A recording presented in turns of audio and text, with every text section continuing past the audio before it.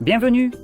Devant moi, j'ai le tout nouveau Samsung Galaxy Z Fold 7 et je vais vous présenter le déballage ainsi qu'un rapide aperçu de l'appareil, de la qualité de fabrication, des spécifications et surtout du prix. Alors,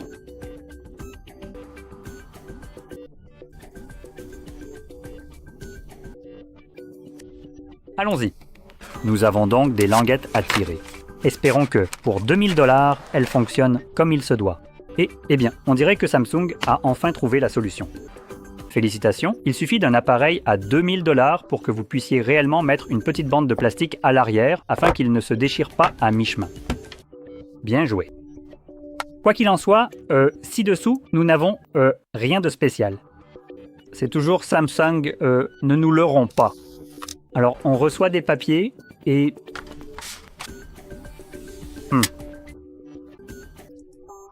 Bon, et voilà. Nous recevons donc des documents et un câble, et voilà. Bon, c'est tout évidemment si on ne compte pas le téléphone. Maintenant, nous avons ici l'appareil lui-même, et il est joli et fin. Et puis l'appareil, la boîte elle-même est terriblement épaisse sans raison, parce qu'il n'y a rien en dessous, donc elle est rembourrée sans aucune raison, autre que de paraître plus grande qu'elle ne l'est en réalité.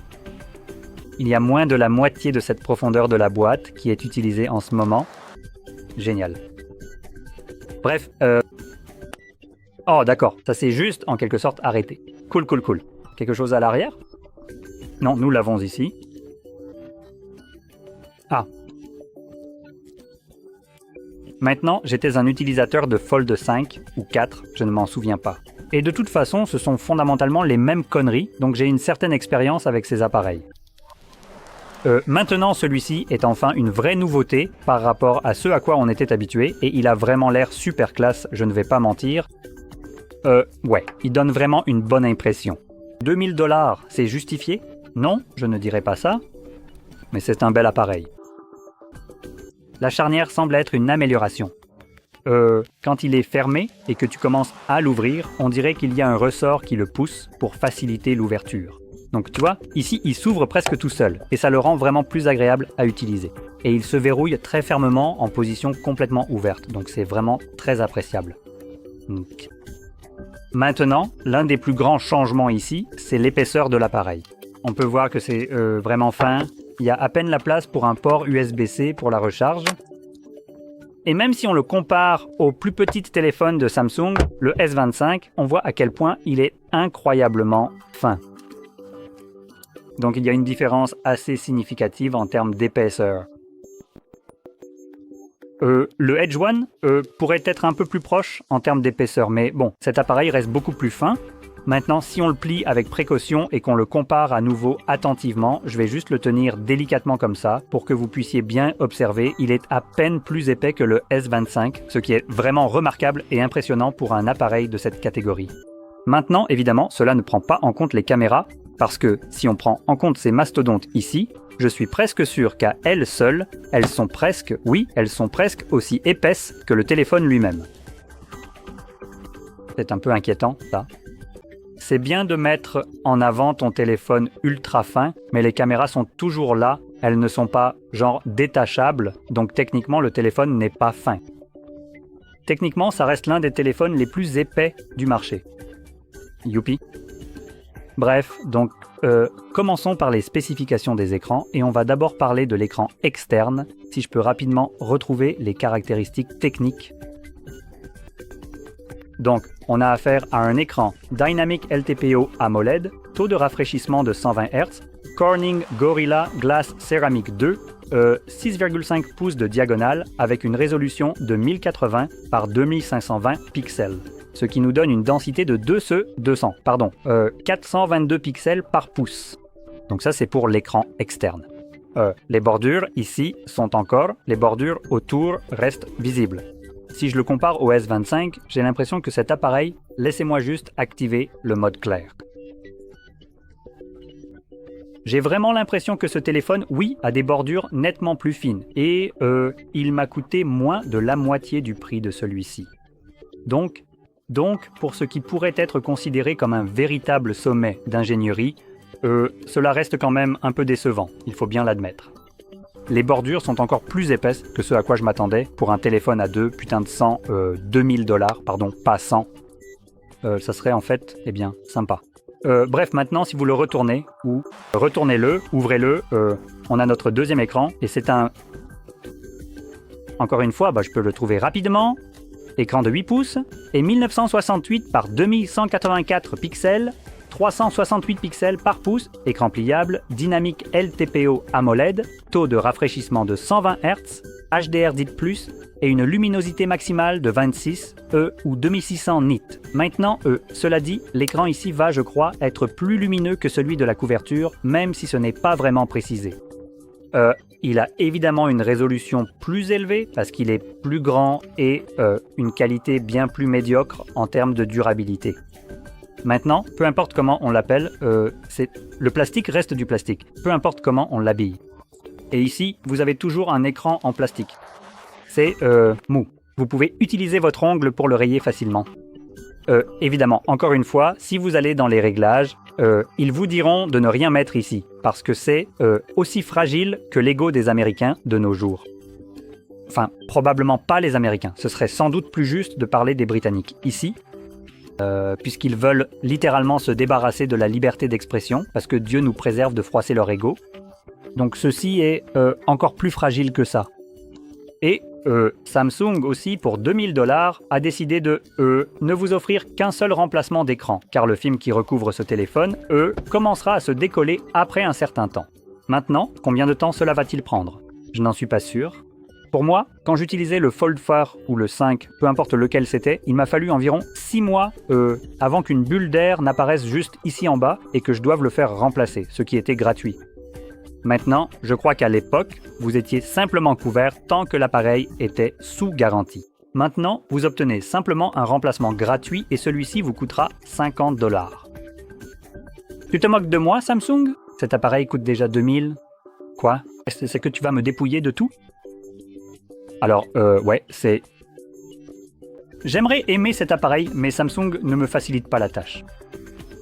Donc oui, c'est l'affichage. Maintenant, si on passe à l'intérieur de l'appareil, il a une batterie de 4400 mAh. Parce que Dieu nous en préserve, il pourrait dépenser un peu plus d'argent, alors qu'il vous dépouille déjà de 2000 pour vous donner une batterie au carbone silicium. Non, non, non, non, non, soyons honnêtes.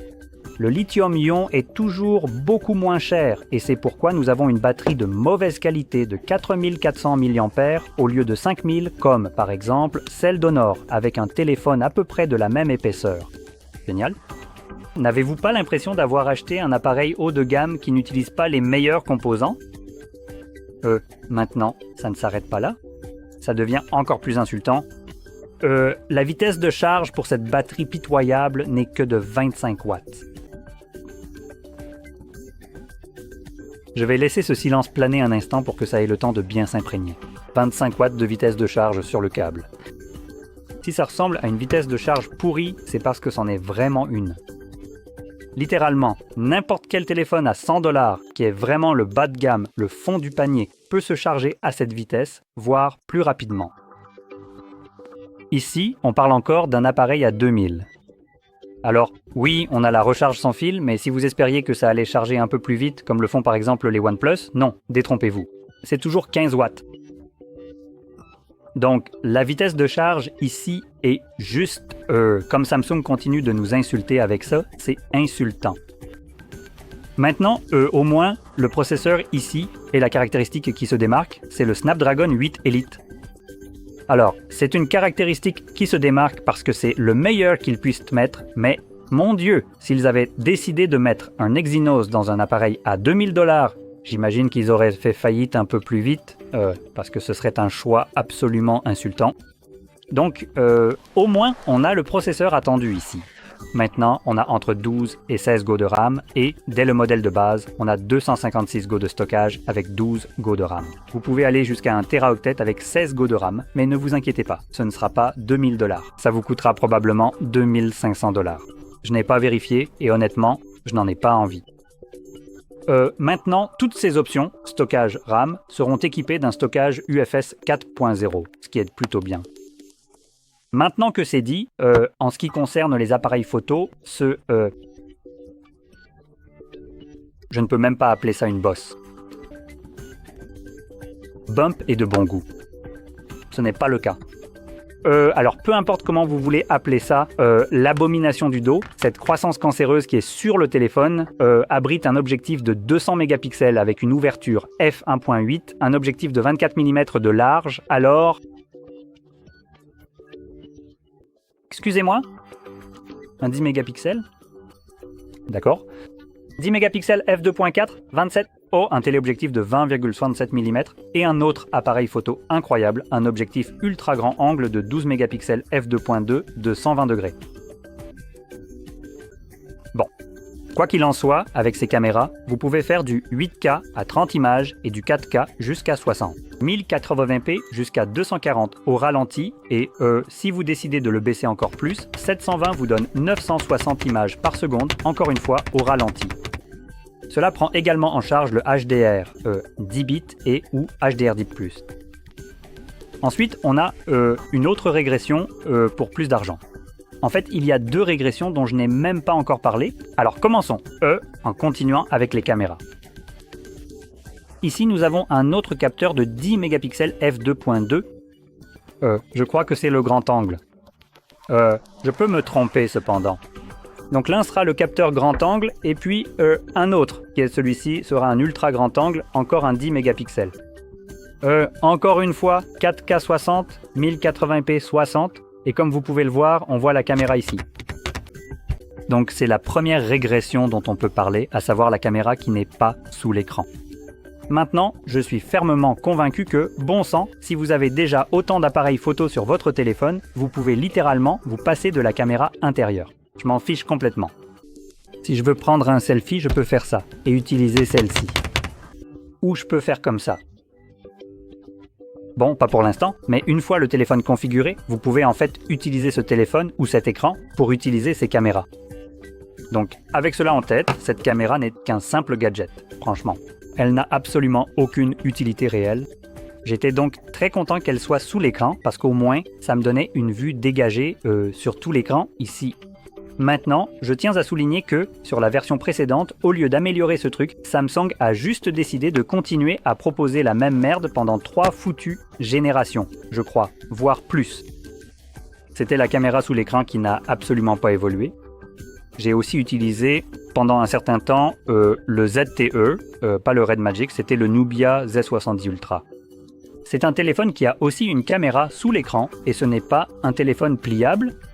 Et cette caméra sous l'écran était bien meilleure, littéralement pour une fraction du prix, tout en ayant des pixels ici qui fonctionnaient et rendaient bien mieux.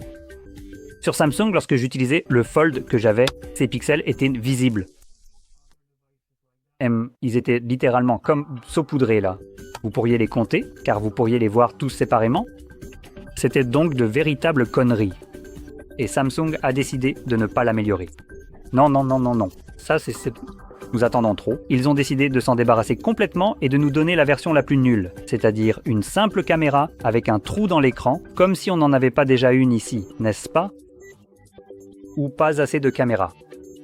Donc je suis fermement convaincu que, qu'on devrait foutre la paix à la caméra sur l'écran intérieur. Elle ne devrait même pas être là. C'est mon point de vue. J'ai plein de façons de contourner ce problème et je veux que cet écran soit entièrement utilisé.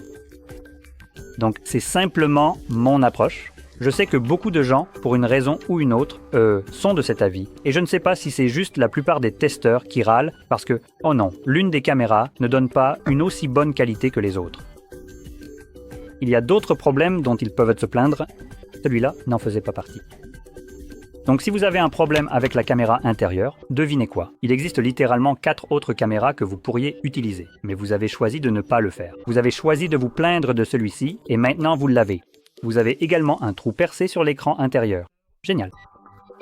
C'est du sarcasme pour les gens qui ne l'ont pas compris. Ce n'est pas génial. Donc, voilà une régression ici. Et tant qu'on parle de la régression de l'écran intérieur, un autre point concerne le numériseur. Putain, c'est dégueulasse. Alors, les anciens modèles Fold pouvaient être utilisés avec un stylet. Maintenant, je tiens à préciser que même si vous aviez la possibilité d'utiliser un stylet avec, vous ne pouviez pas utiliser n'importe quel stylet. Non, non, non, non, non. Encore une fois, Samsung voulait vous soutirer votre argent. Si vous ne dépensez pas sans compter, ils s'en fichent. Vous ne pouvez pas utiliser cette fonctionnalité. Donc, si vous décidiez de sortir un stylet d'une tablette qu'ils vendent ou d'un Note qu'ils vendent, avec, c'est ou... Enfin, pas celui-ci. Celui-ci n'arrive même plus à détecter quoi que ce soit de nos jours. Ces appareils, le Fold jusqu'à la dernière génération, savaient que vous essayiez d'utiliser un stylet. Ils savaient quel stylet vous utilisiez, mais ils refusaient tout simplement de fonctionner. Donc il y a beaucoup de problèmes, je dirais, que Samsung rencontre avec leurs appareils, sachant que les prix augmentent, la qualité baisse, ou plutôt les fonctionnalités. Et ici, nous avons perdu 2 fonctionnalités intéressantes, du moins pour moi, la possibilité d'utiliser un stylet avec l'un des seuls appareils qui fonctionne littéralement comme un ordinateur portable. Vous pouvez l'ouvrir, et maintenant, vous ne pouvez plus utiliser de stylo. Peu importe que vous l'achetiez séparément ou non, il ne le prend pas du tout en charge. Donc c'est une chose qui est une sorte de dégradation absolue ici, et cela...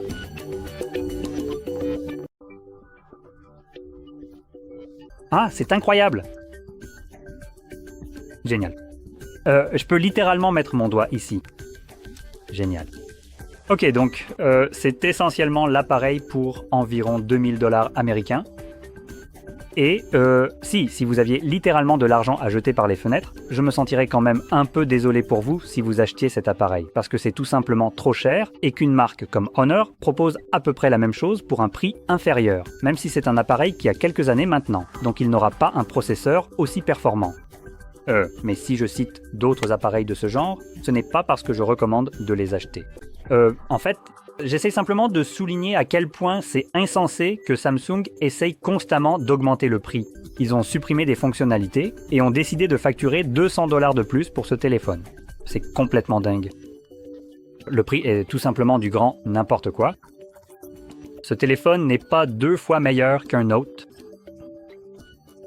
Donc, en réalité, ce que vous pourriez constater, et là j'en viens à mon expérience personnelle, c'est que après avoir utilisé cet appareil, il finira par casser, car les composants mobiles, comme l'écran pliable, ne vont pas durer éternellement. Il y a donc quelques faiblesses sur cet appareil. La première, c'est l'écran pliable. Il est fragile. La charnière derrière et la possibilité de le plier, évidemment, ça l'use rien qu'à l'utiliser, ce qui n'arrive pas vraiment avec un téléphone classique en forme de barre. Vous pouvez l'utiliser simplement en l'allumant et en l'éteignant, et ça va tout simplement fonctionner. Il n'y a aucun composant qui risque de casser juste parce qu'on le touche ou qu'on l'utilise d'une manière non prévue. Donc ça, c'est une chose. La seule chose qui va s'user de la même manière, c'est la batterie. Ce qui m'amène au deuxième point. Ce téléphone a 2 batteries, n'est-ce pas? Donc une de chaque côté. L'une est du côté de l'écran, l'autre est du côté de l'appareil photo. Et si vous voulez les remplacer, il faut en gros ouvrir l'appareil et ensuite remplacer ses batteries. C'est quelque chose que vous ne ferez probablement pas vous-même, mais en termes de facilité de réparation, ce n'est clairement pas simple. Et en plus de ça, cela vous coûtera probablement plus cher de les remplacer. Je n'ai jamais essayé de vérifier, je n'en ai pas eu besoin. Mais si on compare ça à quelque chose comme par exemple ceci, vous pouvez retirer le cache juste ici, avec un pistolet à air chaud, et je peux faire ça moi-même sans m'inquiéter de le casser. Ici, je ne voudrais pas y toucher parce que j'ai peur de casser l'écran, l'un d'eux, ou la coque arrière, simplement parce que c'est bien collé et difficile à démonter, et c'est généralement pénible. Comme je l'ai dit, ce n'est probablement pas quelque chose dont les personnes qui achètent ce téléphone vont se soucier. Il se peut même que vous ne vous inquiétiez pas de payer pour remplacer la batterie, car ce téléphone risque de casser avant que vous ayez besoin de la remplacer. C'est mon expérience. Donc pour moi, avec mon Fold, cet écran intérieur, le connecteur qui relie, en gros l'écran au reste du téléphone, s'est cassé, simplement à force d'être plié. Et parfois, l'écran devenait tout simplement noir et le téléphone ne répondait plus vraiment, même en appuyant sur le bouton d'alimentation, alors que le téléphone était pourtant allumé. Après plusieurs minutes à le laisser reposer, il se remettait à fonctionner. Et j'ai eu la chance d'avoir décidé de l'acheter sur une sorte de boutique en ligne locale comme eBay ou autre, Allegro, et le vendeur, n'était plus là. Donc mon téléphone cassé, Samsung a refusé de le réparer avec leur service OneCare ou peu importe comment ils appellent leur partenaire. Et ils ont décidé de refuser parce que je n'avais pas la preuve d'achat original, ce qui, bon sang, ne devrait même pas être nécessaire. Ce n'est pas requis par la loi. Donc ils ont décidé d'être de parfaits enfoirés et ont essayé de trouver n'importe quel moyen pour ne pas avoir à le faire. Et j'ai récupéré tout mon argent après avoir utilisé le téléphone pendant 1 an parce qu'il a mis 1 an à tomber en panne. Donc voilà simplement mon approche vis-à-vis de ces appareils. Ils sont fragiles et j'aime le concept, mais je pense que ce que j'aime, c'est l'exécution Oh, qu'est-ce que je disais? Le Surface Duo de Microsoft me plaît beaucoup plus. 2 écrans séparés qui s'entrelacent un peu et fonctionnent ensemble, plutôt qu'un seul écran qui se plie sans aucune obstruction, car la fragilité supplémentaire que cela apporte est tout simplement trop importante, à mon avis. Donc je préfère un téléphone beaucoup plus durable plutôt qu'un appareil censé être le summum de l'ingénierie, mais fragile, et que je dois utiliser comme s'il était fait uniquement de verre, alors que celui-ci n'est même pas en verre. C'est plutôt du plastique, tout en restant fragile. Donc oui, j'ai effectivement un petit problème avec ces appareils. J'aimerais pouvoir les aimer, j'aimerais vraiment qu'ils s'améliorent et qu'ils ne se cassent pas aussi facilement. À ce moment-là, je pense qu'ils pourraient être bien. J'ai vraiment beaucoup aimé pouvoir l'ouvrir, mais comme je l'ai déjà dit, personnellement, je n'en choisirais pas un autre car la fragilité inhérente de ce téléphone me préoccupe beaucoup trop, ce qui est un inconvénient majeur. Et de manière générale, Samsung n'a pas été l'entreprise la plus fiable qui soit. Donc à ce stade, j'essaye simplement de m'en éloigner et de ne plus rien acheter chez eux personnellement. Donc mon avis ici pourrait être un peu biaisé en faveur de quelque chose d'autre que Samsung. Je ne sais pas vraiment quel est l'opposé de biaisé.